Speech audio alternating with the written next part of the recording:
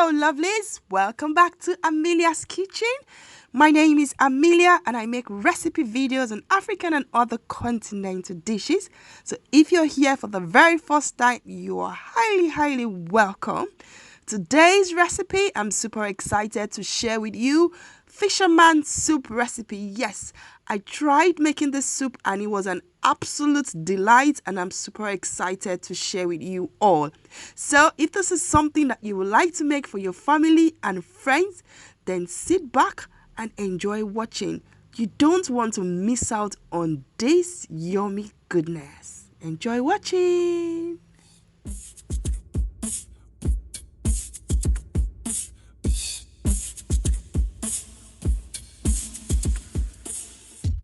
So first, let's just have a walk through with the ingredients. So the first one I have here is my shrimps or prawns. It's already cooked halfway through. And then I have scotch bonnets, pepper or atarudo, which I have, pounded. And I have my palm oil. I have snails, not very many of the snails. I've got cocoyam, which I'm going to be using as a thickener. You can use this cocoyam or you can use the powdered one. But to make life easier, I'll be using the powdered cocoyam. And then I've got okro. So adding okro to this soup is just optional. It's just for garnishing. And of course, the style of the soup is fish. You can use any fish of your choice. Yeah, I'm using the red snapper and also the hake fish. I've also have some Uziza leaves. I've got stockfish powder and also crayfish powder. And of course, I also have periwinkles.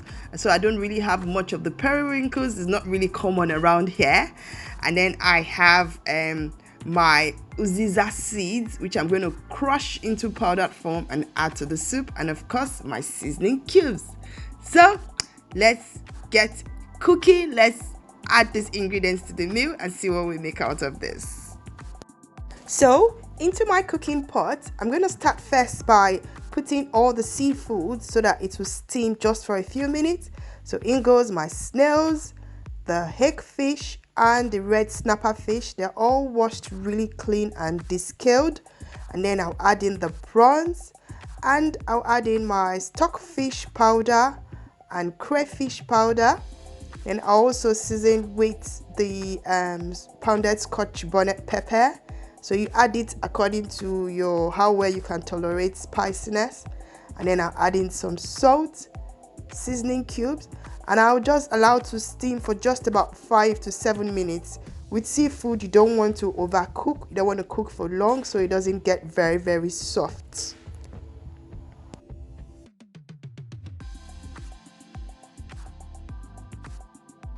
If this is your first time here, you're most welcome again. Kindly subscribe to this channel. It will mean a lot to me if you do subscribe.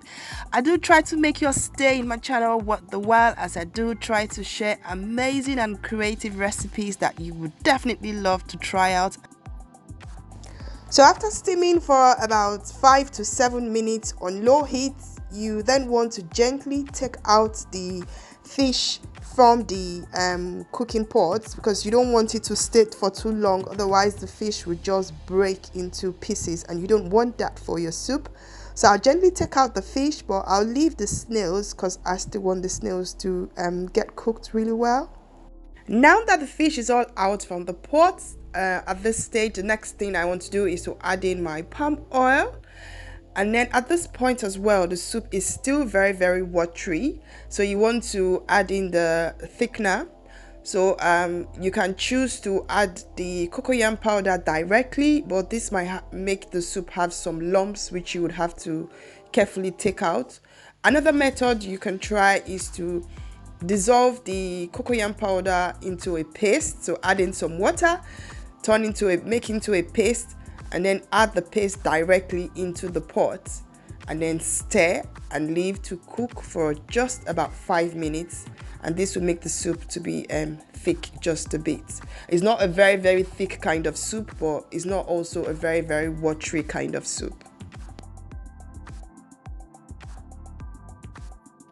After dissolving the cocoyam powder in lukewarm water, ensure that there are no lumps, it's lump free. You can then pour into the pot of soup and then just leave to simmer for like another 5 minutes, so all the cocoyam paste would dissolve completely in the soup. At this point, I just want to say thank you so much for my returning subscribers that always come back to watch my videos. I really appreciate you all so much. So after a few minutes of steaming, you can then see that the soup is no longer as watery as it was initially. So the next thing I want to do is to add in my vegetables, which I intend to use just for garnishing. So I'll add in okra. So like I said, the okra is optional. You can choose to not to add okra if you wish. And then I'll also add in my Uziza leaves. It's all washed really clean. So I'll add in my Uziza leaves and then I'll stir nicely. You don't want to overcook. You don't want the veggies to overcook. After a few minutes of steaming, it's now time to add the fish back into the soup.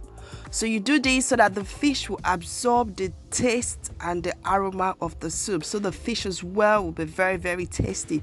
Remember, it's already properly garnished and cooked, so you don't want to leave it in the soup for too long. And you have to be careful with stirring at this point. You don't want the fish to just break into pieces. So add the fish back into the soup. History has it that this is said to be the easy to prepare soup for fishermen whilst out at sea, hence the name Fisherman Soup. It's a popular delicacy of the Riverine communities in Rivers State.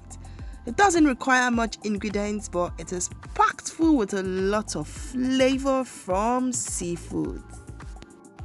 And the last ingredient to go into the soup is the periwinkles. Yeah, so this cooks really quickly, so you don't want it to overcook. So add it in and just leave to simmer for like another 5 minutes. It's all cooked and your fisherman soup is all ready. You can have this with any swallow of your choice: pounded yam, fufu, semo, or even with white rice. Yes, I hope you have enjoyed watching this video. If you have, kindly give me a thumbs up and also leave me some comments in the comment section. Let me know what you think about this recipe, and also do remember to share this video out so your family and friends, they would love to try this out. If you're yet to subscribe to this channel, I'm not sure what you're waiting for. Kindly do subscribe and turn on the notification bell so you don't miss out on any of my recipes when I drop them. Thank you so much once again for watching. I do appreciate, and see you all in my next amazing recipe video. Stay safe. Bye.